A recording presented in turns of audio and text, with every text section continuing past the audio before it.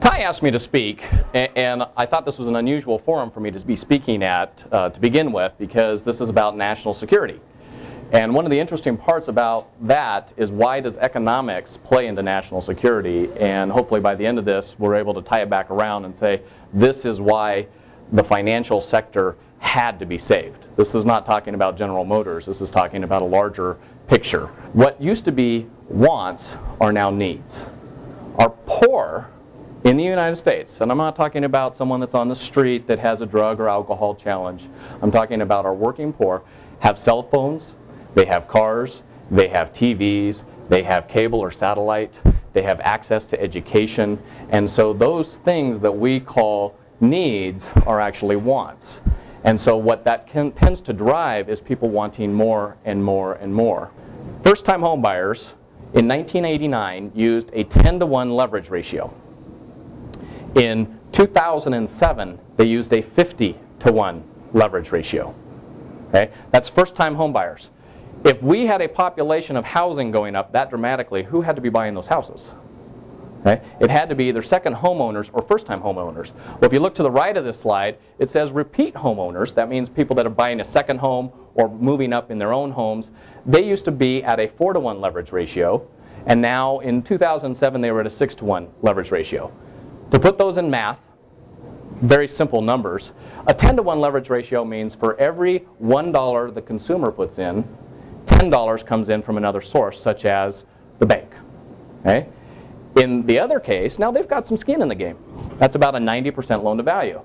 In the 50-to-1 ratio, they're putting less than 2% down on the house. And generally that's actually going just towards closing costs. So they really have no skin in the game, and in a lot of cases, the builders or sellers were paying what was considered to be the owner's equity into the deal. So it's really almost an incalculable number of how little went into first-time home buyers. On the repeat buyers, 4-to-1 leverage ratio is an 80% loan to value. It means you're buying a $100,000 house, you're putting $20,000 down. Chances are, even if the property falls in value, you're going to keep making your payments. Okay? So it moved from 4-to-1 to 6-to-1, which is approximately about an 87% loan to value. So even the people that had been owning homes and had proven that they understood the concept started borrowing more money. Why would they do that? Quick lesson in leverage. I reach about 7.5 feet with my hands when I can reach. So when I'm in my house, I can reach about that top level. I use a step stool, that's leverage. If you correlate where our rates were, this slide starts at 2000, moves through 2001, September 11th. They're lowering rates to spur the economy. Why would lowering rates cause things to happen in the economy? Well, as people can borrow at lower rates, they tend to be able to buy more. Okay? If you notice, about 2003, started pretty dramatically moving the rates up. Okay? And when we get to 2006, this is where the Fed knew we were in trouble. Okay? You can see the dramatic fall off of our Fed funds rates. And indirectly, the Fed funds affect all of us, because as the banks' borrowing costs lower, then they lower, supposedly, back to us. So let's talk about derivatives. And this is a real simple, basic explanation on derivatives. We've got a casino in Reno. It's struggling. It's competing against the Eldorados that have all the structure and systems and good marketing and everything else. And so we've got Joe here. And Joe comes up with this concept. You know, most of my people really can't afford to pay me as much as they lose. So if I simply roll out an idea that allows them to play and not pay me right now, and I just put that into a receivable account, then I can have them showing me lots and lots of revenue. Because if this group doesn't realize that they've got to pay me later, they're going to play.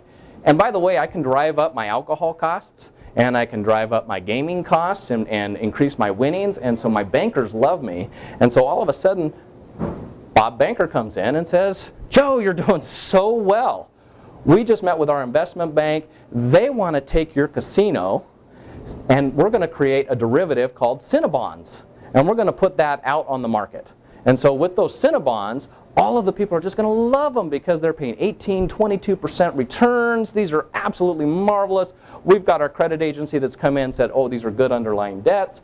Everybody's starting to make payments. Isn't this great?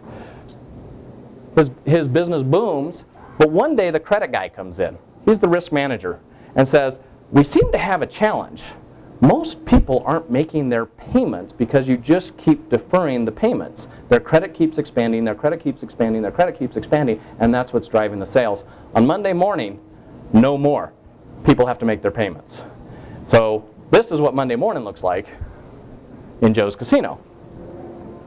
Everybody vacates. But they had no skin in the game. They're sitting there playing, they're drinking, they're having fun, but they'd already had their fun. There's no need to pay. Bob Banker shows up, says, where's my collateral? You know, this was all the stuff I had in here. Our bonds are falling through. The bond holders are saying, I want my liquidity, so they're selling these bonds faster than anything. There's no liquidity in the market. The bonds are actually falling to zero value. And this is what Bob ends up, or Joe ends up doing, is he ends up being a lobbyist in D.C., making lots of money. Because he figured out the system, right? Those are derivatives. How do we get out of this? It's right back to capitalism. Okay?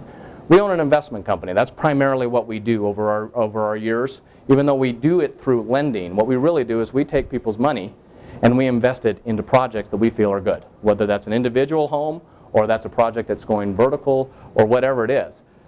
That's what capitalism is. It's not trying to create something out of nothing. It's not being speculative. It's saying, here's what we do.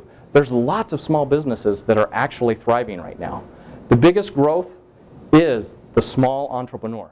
At the end of the day, where it is please, please make sure and invest in what we're doing. And that means as a community, as a whole. It's very important not to buy into it's somebody else's fault. Yes, there are crooks out there. We already have laws on the books to handle crooks. We need to have the regulators take care of that, okay? And they need to have the strength and the power and the fortitude to go in there, especially when it's politically not popular. We need to modify a number of those laws, okay? But at the end of the day, we need to be able to get back to our capitalistic roots. And that's what Standing in Rain is about. That's what the United States is about. And I know this is my stand-up point of it, and this group isn't that group. But it's time for us to look for what is working and invest in that. So, Ty, thank you for the opportunity. I appreciate it.